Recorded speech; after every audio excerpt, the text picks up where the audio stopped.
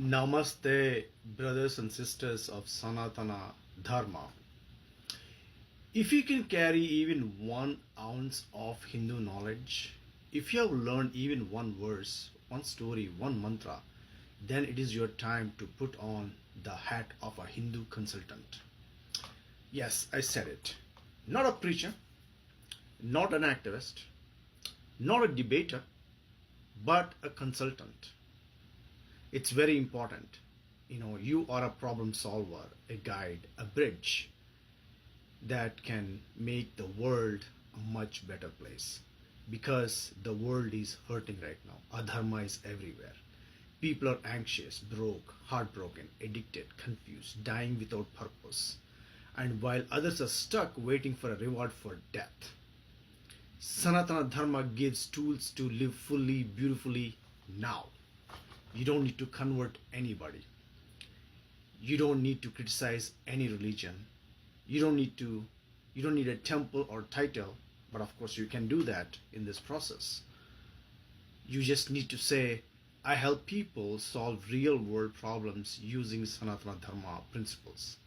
That's it. This is the greatest, safe, non-threatening and universal method to introduce Hinduism to anyone, even to Muslims, Christians, atheists or agnostics. Because Sanatana Dharma is not about what you believe, it's about how you live, what you practice. Abrahamic religions are belief-based. You follow the rules, die, and wait for a reward in heaven. But Hinduism is not waiting game. It is a living experience. The rewards are right here, right now. We teach you how to heal your mind, build dharmic wealth, master relationships, find your unique purpose, face death without fear, and many, many more. And even realize your divine self right here, right now. And in Hinduism, the Hindu practice happens by karma, which is an action. You have to take actions to get the results. Now, we will talk about, 16 different problems that are commonly faced by the people. And I have done an average of the percentages, that each faith can solve. So here is the average of the 3 AI that gave this data. Okay, so we have listed about 16 different problems here.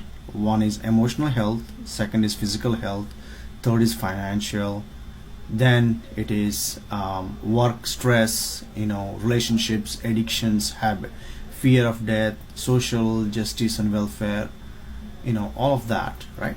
So and then we have governmental, organizational, fulfillment, self-realization, and others.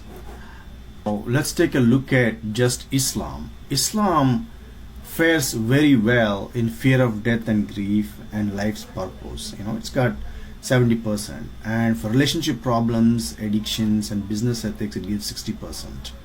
Now, this is not my numbers. These are average numbers by different AIs. Okay, but it is very poor in living in the present moment, and also fulfillment and self-realization, as well as emotional health.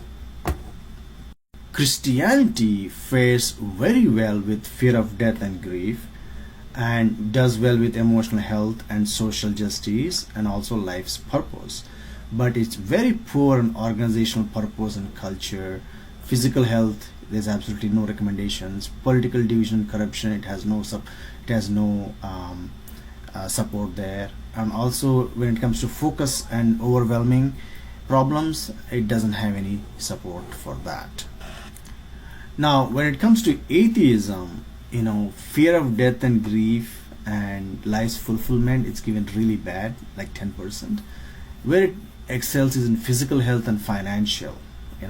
The rest is pretty poor. Atheism doesn't help.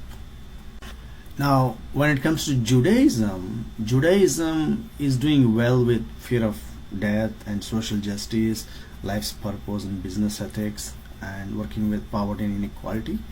but doesn't have good solutions for focus problems and living in present. Okay. Now, the paganism appears to be really bad at almost everything. It doesn't have even one above 50%. I'm not sure if this is because the AI platforms don't know much about paganism, but this is what the data they gave. So we're going to go with that for now. Now, Confucianism, which is primarily in China and surrounding areas, it has good for relationships and finance, and also good with government and policy problems and organizational purpose and culture. But it's really bad with self-realization, fulfillment, and living in present authentically. Also, it doesn't address the problems with fear of death and grief. Now, the Hinduism or Sanātana Dharma solves problems about 90% in every single one of these categories, more than or equal to 90%. In some places like fulfillment and realization, it's 100%, emotional health 95%, physical health 95%, life's purpose 95%, and many others above 90%. So Hinduism is the solution to most of the life's problems that people face every day, and thus it should be promoted, propagated, purposed, and provided to the people so that they can solve their problems using Hinduism or Sanātana Dharma. Now we take a look at the same chart, but by divided by different percentages. Above 90% green check mark, and Islam doesn't get anywhere. And even above 75% to less than 89%, which is a love, yellow love, it doesn't have that. Islam only has everything under 60%, which is the yellow ball. Now, looking at Christianity also has most of the yellow balls, which means it's less than 60%. Only one, which is 6, fear of death and grief, which is above 75% and less than 89%. But it still didn't cross 90%. Christianity is still bad in many other areas. So now looking at Judaism, it also has yellow dots, which means less than 60% in the cases where it can solve. Atheism is really yellow dots in all places, and Confucianism is very low also. But now let's take a look at Hinduism. See, everything is green check mark. That means above 90% it supports, except government and political division. These are the two places Hinduism shies, but it's still above 75%.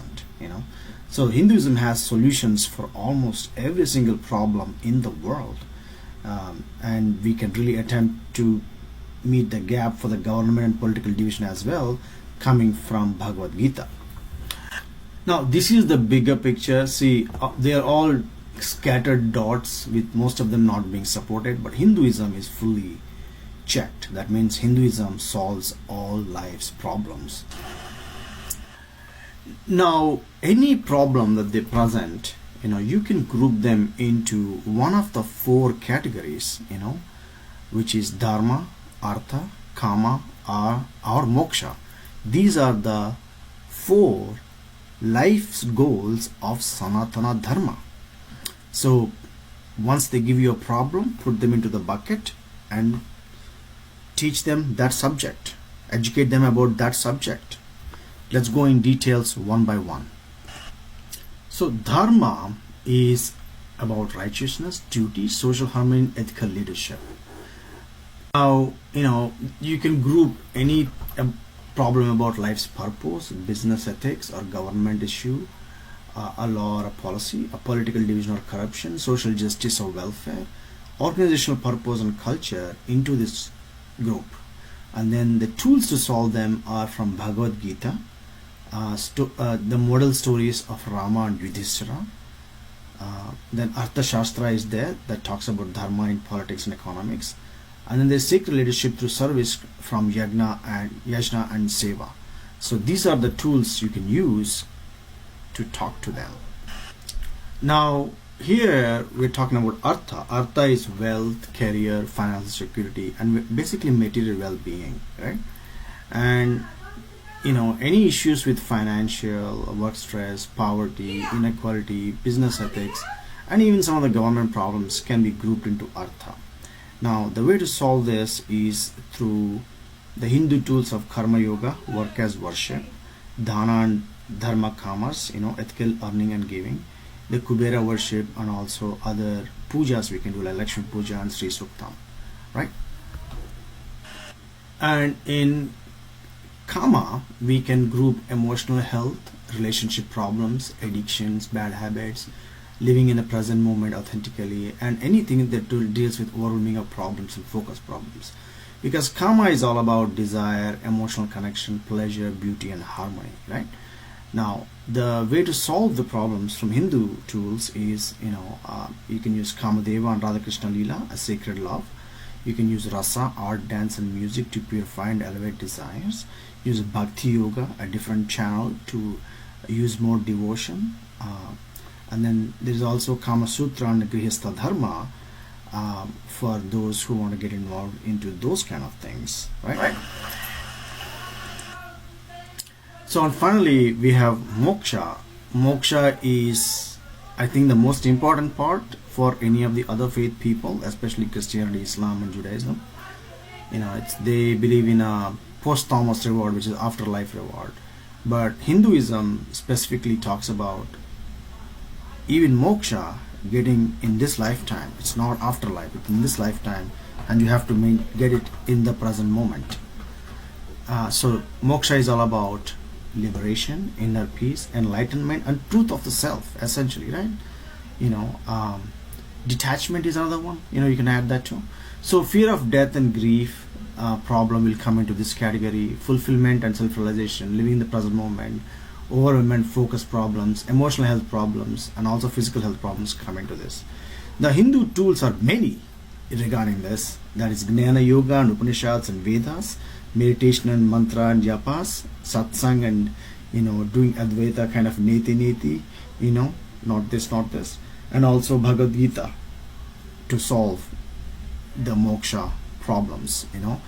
Another thing we can do is, if we know a guru who is competent in a certain area that the seeker or the problem seeker is asking, then you can guide that person to that guru. That's another thing we can do as Hindus.